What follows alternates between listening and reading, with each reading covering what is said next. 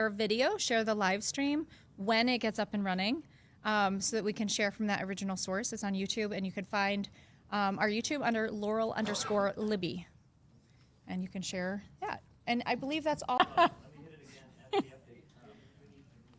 Let's see if it goes live yet. Yes. Looks like we're good. Woo-woo. We're live. I was just about to tell y'all the tea. No more.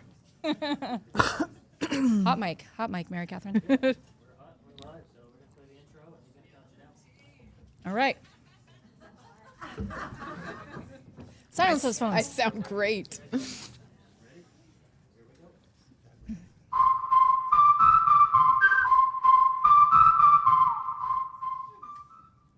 Good evening and welcome to the first episode of Speak Up with Laurel Libby. We are delighted to have you here tonight. Thanks for bearing with us. And we're delighted to have as our guest, Mary Katharine Ham.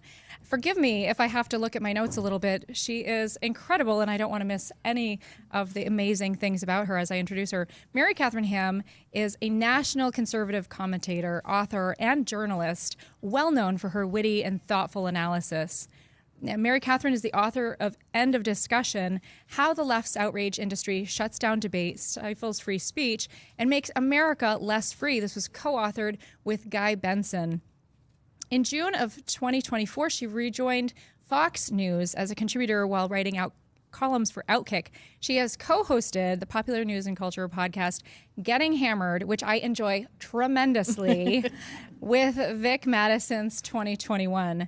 A University of Georgia graduate, Ham is recognized for bringing a principled, conservative perspective to national conversations while maintaining a reputation for civility and substantive dialogue. And I am so pleased to welcome her to our show tonight. One of the things I think that we have in common, Mary Katharine, is we're both moms. We are in the 4-Kid Club, which Usha Vance will soon be joining. Oh my goodness. Very exciting news that we got today.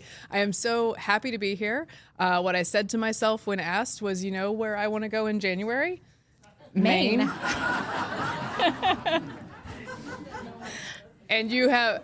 I love meeting all of you guys. I appreciate all of you for being here and for the volunteers who put this together and for you and for all those who are watching online, because I know how much it takes as a mom of 4 to set aside some time, to spend some time working on your state, being a great citizen. It is a lot to ask, and I appreciate you guys putting that time here. And also, I hope this is just the hazing so that one day you invite me in the summer. I'm looking forward to it. And also glad to be with you, Laurel, because you have already hit one of my life goals that I don't know if I will ever hit, which is to have a Supreme Court order with my name on it. Well, yeah. That was, you know... I have yet to tick off the right people for hard that. fought for. Listen, come to Maine in January or whenever and tick off the Speaker of the House. There we go. And you too can have a Supreme Court victory. But kidding aside, we are joined by an incredible studio audience. We got about 150 folks in here to watch the show today. And so if we have weird pauses, it's because everyone's enjoying the show. And it's because we're so fantastic. We're so funny.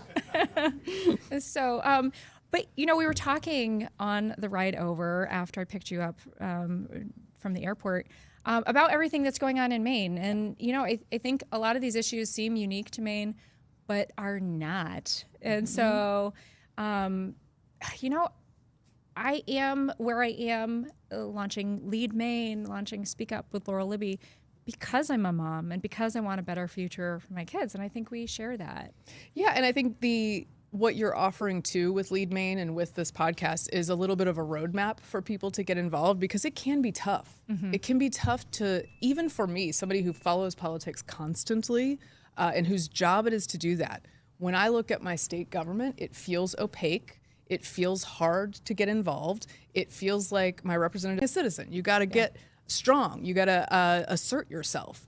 And I think sometimes in a blue or a purple state, right-leaning people feel more like outliers than they actually are in reality. Mm-hmm. The left is very good at making you feel like you are isolated. No one believes what you believe. People only believe what we believe, and that is not true. It's obviously not true in Maine. And having people speak up about it means that more people can be courageous and more people can be involved. Yeah. It can be scary. And I will say, I love that you speak about free speech and how important it is to exercise that. And using that muscle analogy, like going to the gym, I feel like, when you disuse your voice or you don't practice it in those small occasions where you have an opportunity to speak the truth, you really aren't going to be ready to use it in the big moments that matter. And I think, folks have asked me, like, how did you achieve that Supreme Court victory? Right. It was a matter of simply standing on the truth and exercising that muscle. And I think we all have opportunities to do that regularly. Right, and I think there are moments that cut through and are very clarifying. And actually, I think in this case, this is one of these, the things I think that's nice about being on the right is I feel like as a person who grew up in very blue communities and then went to college, which was quite blue, even though it was in the South, and then moved to the DC area, I've always been outnumbered and I've always needed to make my case. And politics is the practice of persuasion over and over and over and over again. And so I think sometimes the hubris of the left can get them, which I think is sort of what happened in your case, is that your story might not have been a national news story or a Supreme Court order had they not overstepped their real powers. But they sort of get in their heads, we don't need to convince people. We just tell them to shut up. And that was actually the birth of End of Discussion as a book concept, is that my co-author Guy and I felt like a lot of normal people were just being told, nope, we're not discussing this. We're not debating it. The debate is over. In fact, Barack Obama used to say that often when he was president, actually, like, debate is over. We've moved on. That sounded kind of like him. And people don't like that. People don't respond to that. And we have the ability to say to a large chunk of the country or your state, hey, speak up with us. Have the debate. I was talking to one of our guests here tonight, and he was talking about how he feels alone and like he's the only one in his community. And knowing where he's from, I know that he's not alone. Right. Like that community, there are other conservatives, but it can feel very isolating. And you and I were talking in the car about how people just assume that you believe the same things. Yeah. Like. Right? You meet somebody and they start talking about solar panels or whatever. We've got policies here in our state that are driving it into the ground. They're costing Mainers an arm and a leg, that are hurting Mainers actively. And sometimes people maybe don't feel brave enough to speak up about it because they feel like this guy who thinks he's the only person who feels the way he does in his communities convinced himself, they've convinced him that he's all by himself. When in fact, that guy looking at the icicles coming off the solar panels is like, I don't think I'm crazy. Like, I don't think this is going to work. And actually, a lot of people are having that thought. But again, it is easy to start believing that a lot of people aren't having that thought with you. And so another thing that's interesting that we were talking about is that you talk about, a lot of these problems feeling like Maine problems, but they actually are echoed all over the country. And that's very real. And I think something I'm learning, so my state of Virginia, you guys will relate to how quickly a state can turn left. Okay. Our state of Virginia just elected a Democrat, Abigail Spanberger, who was supposed to be a moderate. And just today, in like the last 48 hours, the raft of taxes that the legislature has proposed is wild. She ran on affordability, and like all the stuff they're proposing is like, okay, well, how could we make life easier for convicted felons? That's obviously number one. And two, harder for people who pay their taxes and do the right thing. That may not be the stated goal, but those are the effective legislation that they are putting forward. And that happened real quick. Because a lot of voters were informed she was a moderate. Hang on, was this not her platform? She didn't run on that, it turns out. Gonna raise your taxes. But I think what I'm learning is that a Virginia Democrat is no longer different from a California Democrat or a Minnesota Democrat. A Maine Democrat, which might have looked different many years ago, now looks like a Minneapolis or a San Francisco Democrat. And they have the same raft of proposals that they're going to unleash on you so that you have your icicle solar panels at public expense while all of you guys are trying to make life work. I mean, to be fair, Maine's climate is basically the same as California's, so it makes Obviously. sense that we would go that route. That's why you're here in January. Yes, for the sun and fun. But I think all of these policies, they feel like are transferable. They're obviously not. And people who are not even ideological look around and realize that. They go, why would we export California's policies to here, especially since California is like the capital of people leaving a state. It is that's what they're known for these days. And I think those policies really can make a difference very quickly and chase people off very quickly. Yeah, chase people off or trap people, right? Yeah. I think we're turning into the state of we're trapped here, we can't afford to move. Those who can afford to move will, right? The folks who are saying, well, Maine's a great state, we'd love to stay, but you're taking too much of our money and we're going to leave for 5 months and 29 days of the year. We're chasing away the folks who are here with their businesses, creating opportunities for Mainers, while the folks who are then struggling under this burden of being the fourth highest tax state in the nation don't have the option to leave. Yeah. And so they're scraping by and trying to figure out how to make it in a state where they should be flourishing. Right, and where does that burden eventually fall, right? Once you've chased off your billionaires or billionaire, once you've chased off your one main billionaire. millionaires, which is exactly what is happening in California because of the wealth tax. Once you've done that, you still need the money if you're a Mamdani or you're a Gavin Newsom. And where's that money going to come from? It's going to come from lower and lower thresholds. It's going to be like, suddenly it's going to be like, oh, not just the millionaires are bad. The people under them also, they're also very greedy. We got to take from them. And eventually it gets to the middle class. And it doesn't just get to the middle class after all of that, by the way. In Virginia, it gets to the middle class immediately because one of the first things they did is try to ban gas-powered leaf blowers, but they're also going to tax the electric ones.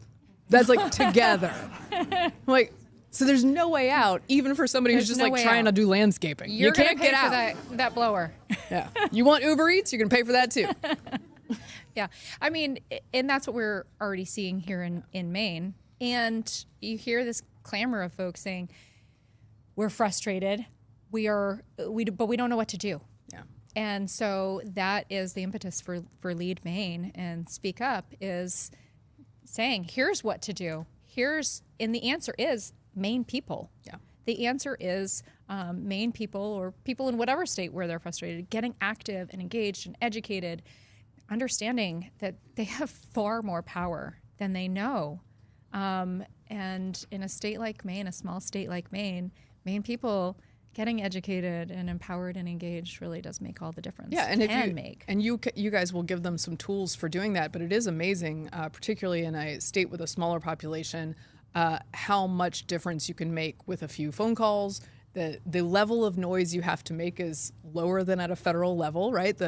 You can really make a difference with a smaller number of people. And once people get that feeling, that's going to cause trouble for legislators who are trying to go the wrong way for Maine, because they will get the sense that what they're doing is actually making a difference. And that part is really fun. Yeah, absolutely. So let me give you the backdrop here. We have just stepped into session. It's our second session. I'm seeing my fellow representative over there, Tracy Quint. She's so excited about this session coming up, as we all are. And last year, we saw the biggest tax increase in decades here in Maine with the 1% payroll tax. And then this year, folks are realizing that the big, beautiful bill is not going to make a difference to Mainers because the no tax on tips and the other benefits from that bill do not apply in Maine, thanks to Governor Mills. And on top of that, we have the 65% increase in our budget over the last number of years. And we're not done. A slew of new taxes, streaming taxes, new and increased paint fees. Like literally, if it moves, if you can tax it, it's going up here in Maine. And so I don't think that that's unique to Maine. You're talking about the same thing going on in Virginia. Yep. But like, are people aware and understanding? I think there's more attention than there used to be. I mean, the number you gave me of a 65% increase in the state budget, I did not believe you when you told me. I was like, that can't be right. We got to fact check that. It is right. And I think if people are reached and are told about that in a way that says, hey, did you increase your own budget 65% over the last 7 years? No, none of us operate like that. We can't afford to operate like that. And then put the question to people, as I do in my very liberal county, are you getting more services than you were in 2020? Because I'm not. They have actually cut down on what they're doing for citizens while jacking up all of these prices for us. And particularly, I think, when the message is affordability for everyone right now, highlighting that huge gap is very important. Because Spanberger ran explicitly on affordability. And the first thing they do is like, here's our 10 taxes. Incredible. That is incredible. So here's how we're going to make it affordable. And I'm hearing the same thing in the State House. Last week, a couple weeks ago, there was a press conference on affordability. Now, keep in mind, we have a Democrat governor the last 7 years, Democrat legislature, House and Senate. How did this happen? How is life so unaffordable? So they're having a press conference, talk about cognitive dissonance, having a press conference on affordability. And do you know what the answer is? Taking more of your money so we can spend more of your money, obviously, so that we can fix the problem that we created with 20 bills to grow government. The beauty of being a liberal is that the answer is always more of someone else's money. Like, it's just like, oh, this didn't work. You know why? Because it wasn't funded enough. That's what happened. And it's always the same answer. But I do think that particularly with schools in the COVID era and other parts of the government that people are noticing, fraud, for instance, has become a national story. I think there are people going, wait a second, what are we paying for? And does it actually work? But I think the gap from that to becoming an active citizen who's asking for specific things from your government, that's a road that people have to walk. And Lead Maine is something that can help them learn to walk that road. Absolutely. It's interesting, COVID and education. That was such an eye-opening moment for, I think, a lot of folks, seeing behind the screen, seeing like what education looks like, and that it's not one size fits all. Right. So you've got like our neighbor here, New Hampshire, doing school choice and making it abundantly clear that, kids' needs come first. Families can decide what's best for their kids. We are not doing that here in Maine. School choice has been kiboshed a number of times by the legislature. And we even have restrictions in place, like a capped number of charter schools, et cetera. So you see states like Arizona and New Hampshire doing school choice and doing it well. Other states going back to basics, like Mississippi, leading our country in educational outcomes, while Maine, we're tanking. And we've never poured more money into it. Yeah, ever. That's one of the amazing things about Mississippi is for half the cost per student of California, they are getting better results. And the results are so good, in fact, I was just talking to an education policy expert the other day that said he tells his often liberal colleagues, because a lot of people who work in education are liberal, that Mississippi is leading the way, and they will laugh out loud at him. They simply do not believe. Here are the test scores. That this is happening. And it's not just for rich kids. It's not just for white kids. It is every quartile, is every economic level, is every race. And it is very impressive. The thing that I love about that as an example is that it has been replicated already in Tennessee and Alabama and Louisiana, which means, oh my gosh, self-government can work, and we can take this and we can put it in all these other places. But teachers' unions really have such a chokehold in so many places that in order to get to where we are on school choice or on some of these innovations, they had to literally shut schools for 2 years before people got mad enough at them that we were able to move on to a different solution. Randy Weingarten always cracks me up because she's like, you guys want to privatize all the schools and look what you've done. And I go, you have done more work on behalf of school choice than I could ever hope to do. Yes. I thank you for your service. But that's how much power they have, right? They had to go so far in the wrong direction before we were able to claw some of that back. But I do think it is a time of innovation, and it's a time to touch people on an issue that they care so deeply about. because their kids are sitting in those classrooms and they would like them to actually learn to read. Yeah, I once thanked Augusta Democrats for bolstering our homeschooling movement here in Maine. We've never seen so many folks homeschooling their kids. Huge. As we have now. Give them all medals. Thank you. Thank you. Thank you for encouraging so many families to take education into their own hands and do what's best for their kids. But we need to do a lot more than that rather than advancing negative policies that just push people out. Yeah. And the point you make exactly about sort of solving a problem and then taking more of everyone's money to fix the problem, or creating a problem, taking more of everyone's money to try to solve the problem. It's like, hey, how about we just not subsidize the problem that you created and not create the problem in the first place? That's my idea. Yeah, well, that would be unique in a state like Maine.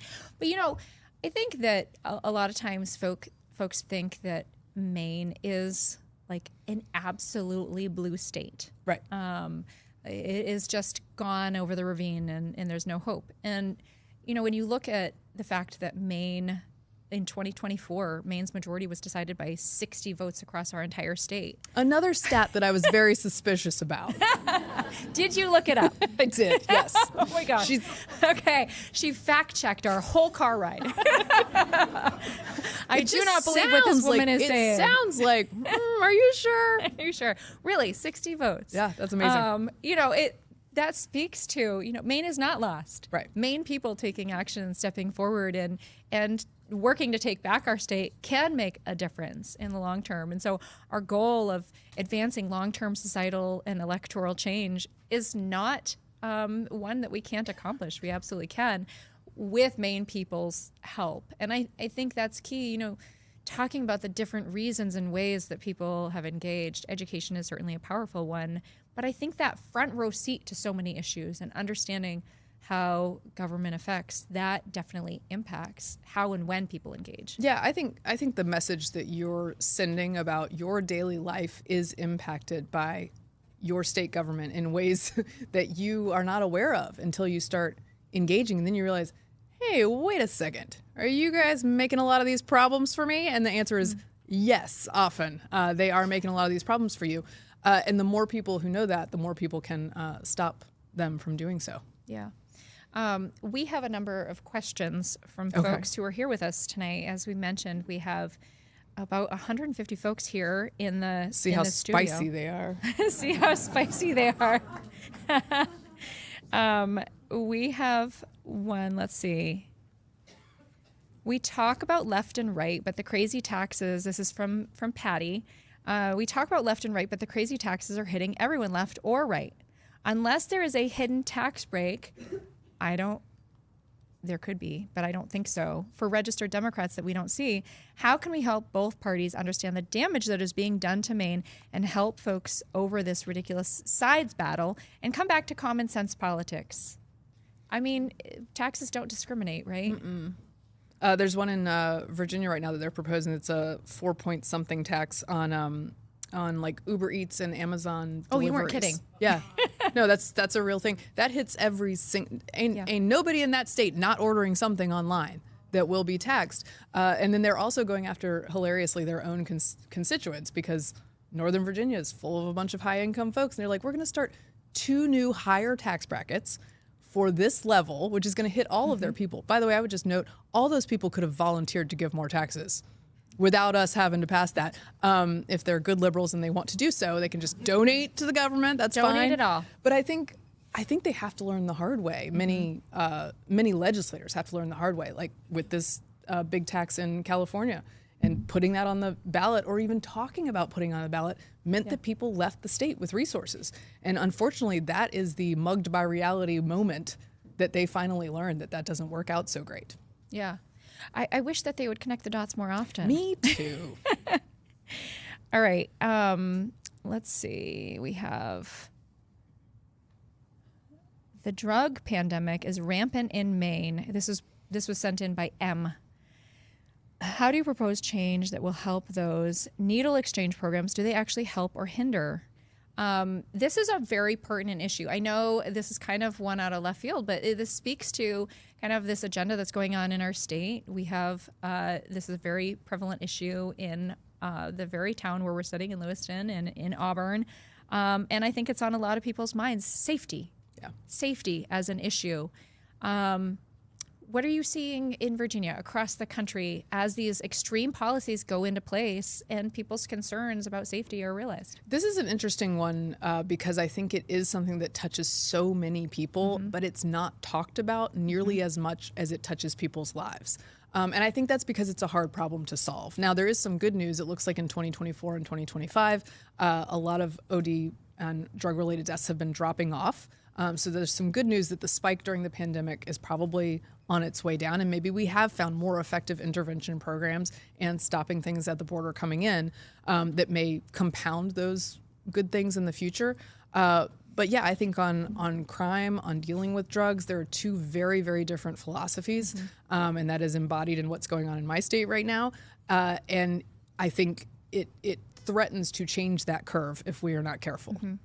Do you think that is an issue that moving forward will inform elections state by state? I think it can. I think crime specifically with drugs as a part of that discussion can be really powerful in a lot of communities because, I mean, even San Francisco was like, I love the Democratic Party and in all these other states are like, no, we want to like quadruple down on this. And San Francisco's like, we might have been wrong. I think we got that wrong. I think with the whole legalizing crime thing, that did not go well for us. But Minnesota's like, nah, we'll do it. And Virginia's like, nah, we'll do it too.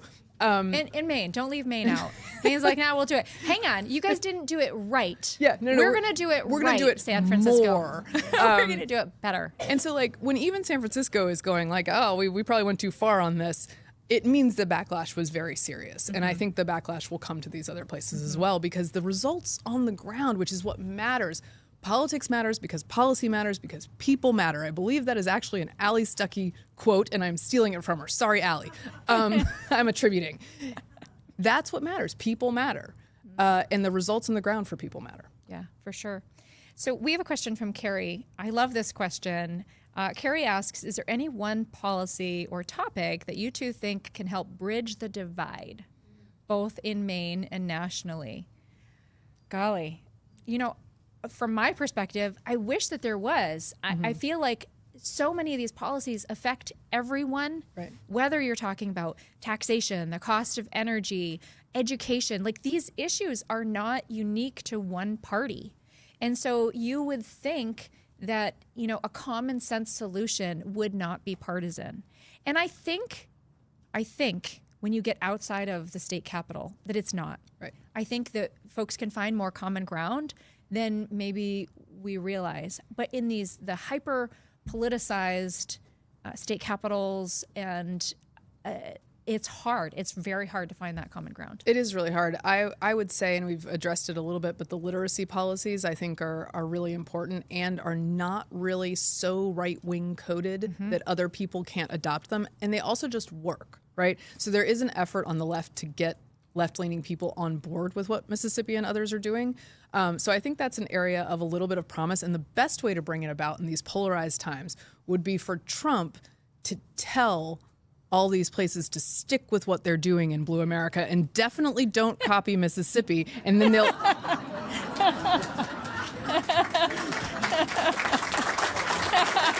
Yes. Please do not and do they will anything all that's working. run headfirst into exactly what Mississippi is doing.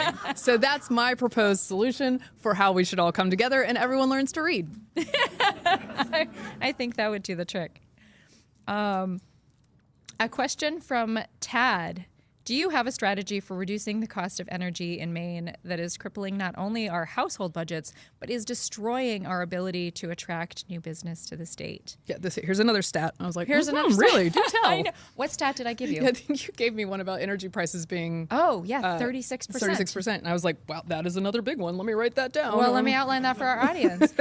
So in 1 year, Maine's energy costs grew by 36%, which was double the next highest state, which was Connecticut, at 18%.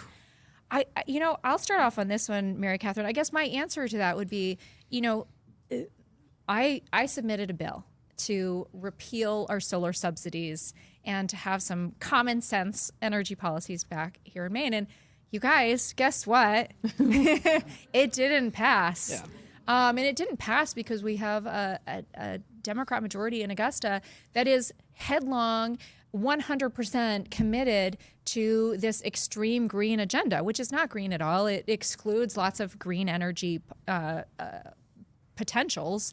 So it's government putting their hand on the scale. My answer is that we have to change who's in government, and that is the long game.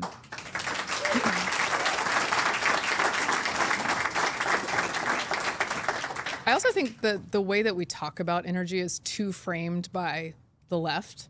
It's always like, oh, well, let's talk about the downsides of energy. Well, let's talk about the upsides of energy. It's literally everything you do, all of it.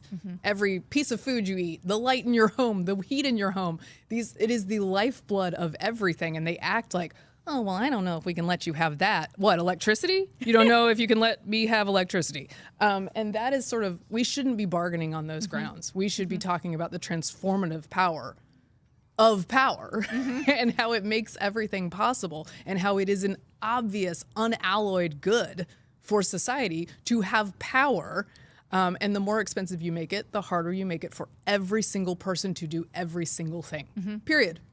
Yeah, I think spinning that narrative and explaining like the truth behind what you're being fed. Yeah. For example, we have folks proposing that Mainers pay different rates depending on what time of day you're using your energy. So let me translate that. That is paying more for energy at peak times because we have really, really expensive energy and they want you to pay more. So this is not you getting the benefit of a lower price at a different time. This is you moving towards energy rationing. Right. This is like the sale that I told my husband I got on some shoes. It's like, these were totally on sale. They were really Wink, wink. expensive to start with. Yes, exactly. Well, if you look at it that way, we saved a lot of money. Yeah. No, all of these things. By the way, do you want a government minder checking when you're using your energy? No, thank you. I do not sign me up for that. No, thank you. Mary Katharine, this question is strictly for you. When will you be on the Ruthless program again? This is from Amy. On the program, I am a semi-frequent guest on the Ruthless program, and I love it. Program, excuse me. They're going to get me in trouble for saying it that way. It is a blast. Those guys are a blast. Speaking of inappropriate jokes, that's where you go for those. Not this podcast. We're gonna behave ourselves tonight. But it's fantastic. I try to do it like once every couple of months, so you can look for me soon. I'm sure I'll be back on with the fellas. Awesome. Gary has a question for us. Gary's question is, Maine has the oldest population in the nation, and I'm sorry you don't have an opportunity to fact check that right this second, but we do. And Turning Point USA success was driven by energetic youth. How are you going to attract Maine youth? Now, that is a question more for me, but I feel like you could weigh in on that. Yeah, I think one of the ways is that you guys are building alternative media sources in this state, which gives young people an entree into public policy, into politics that they maybe wouldn't otherwise have if they're just watching the traditional channels. It gives them a different message. It gives them different representatives and faces to connect with. So I think that's part of the battle because people, particularly young people, do not find their news or information about society in the same ways that an older population does. Yeah, I think that that's so important to understand because we saw, alternative sources of information drive the 2024 election. We saw people getting their news from different sources. A lot of people saying that they were getting their information from social media. Yeah. So if we're not filling that vacuum and making sure that folks are getting accurate information and understanding really what's going on, they're going to get it from somewhere else. And that includes our youth. And, it's been really exciting to see. We've had so many young folks helping build towards this launch here at Lead Maine. We have so many involved at the ground level. We have our first intern. So if folks are interested in getting involved with Lead Maine, we'd love to have you. We want to make sure that that next generation is getting engaged and involved. And provide some really cool ways to do that. We do have the podcast and other opportunities that are going to be coming up. So folks should make sure that they sign up for our updates at leadmaine.com to get engaged and involved at whatever age. I also think the pendulum is swinging a little bit on like whether people want to live a totally online life versus going out and doing things and being at events and maybe knocking doors every now and then. I mean, politics is a very real life endeavor. You have to be out there. You have to be out there talking to people. And so my hope is that for many young people, the pendulum is swinging back towards more of those real life interactions. Yeah. We've talked a little bit about education. We are two moms sitting here chatting. Ashley asked the question, what are some steps Maine needs to take to make our education system nationally competitive? Obviously, model ourselves after Mississippi. I mean, look, the answer actually can be surprisingly simple on that one. And I hope that a lot of states take it. Repeat what's working. Yeah. Replicate. Oh, I love this question. I don't have a good answer for it, Peter, but we're gonna answer it our own way. Peter asks, in the past 8 years, the state budget has increased $5 billion. That stat that shocked you. Where was the majority of this money spent, and what do we have to show for it? That's the question, right? What do we have to show for it?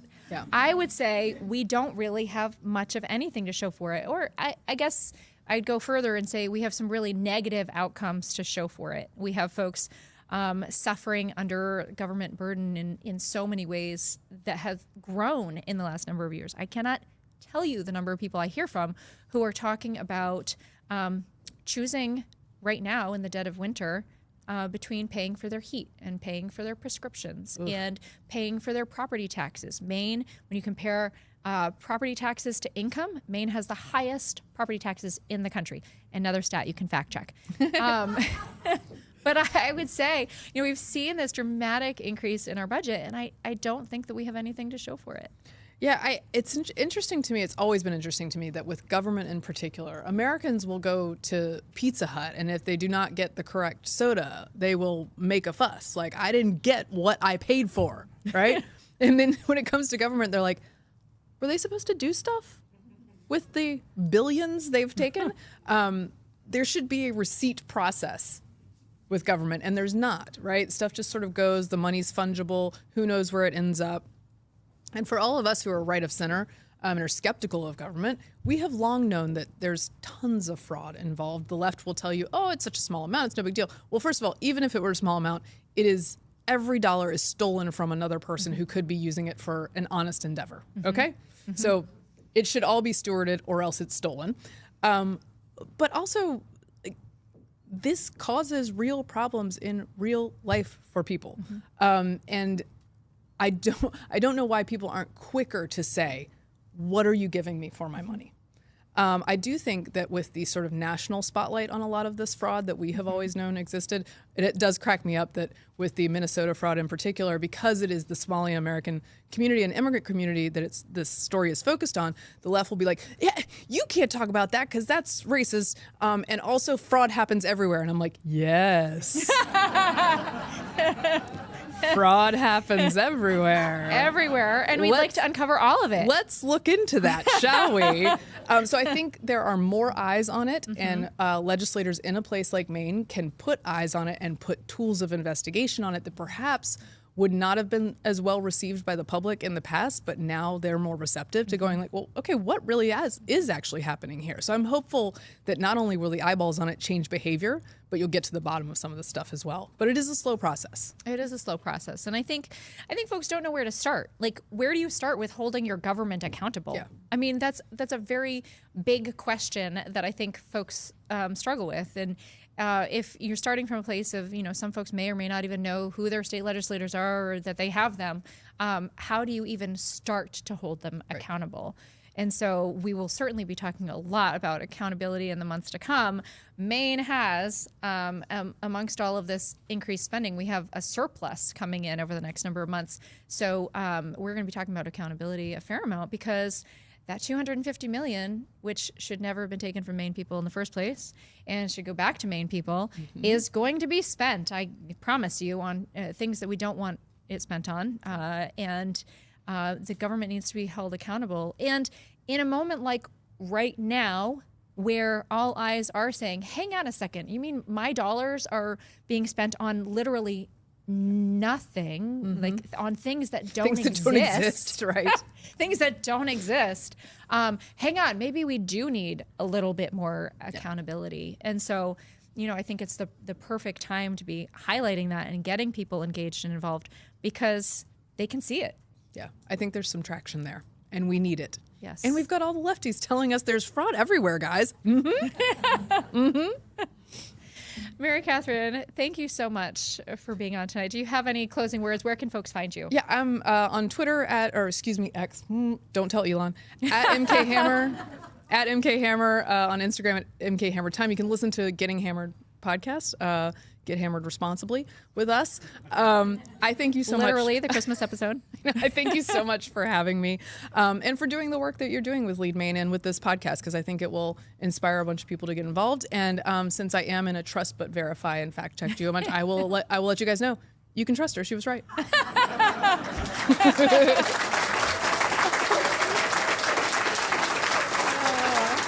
Well, thank you so much. Thank you, everyone who has tuned in for our live streamed event, our first episode of Speak Up with Laurel Libby. We will be producing episodes every 2 weeks. Thank you to our gracious guest for coming along for the ride. And stay tuned. If you haven't signed up for our updates at leadmaine.com, please do check out our new website. It just went live yesterday. We have all kinds of resources that we would like you to take advantage of. So please explore the website, and we'll see you back here next time for Speak Up.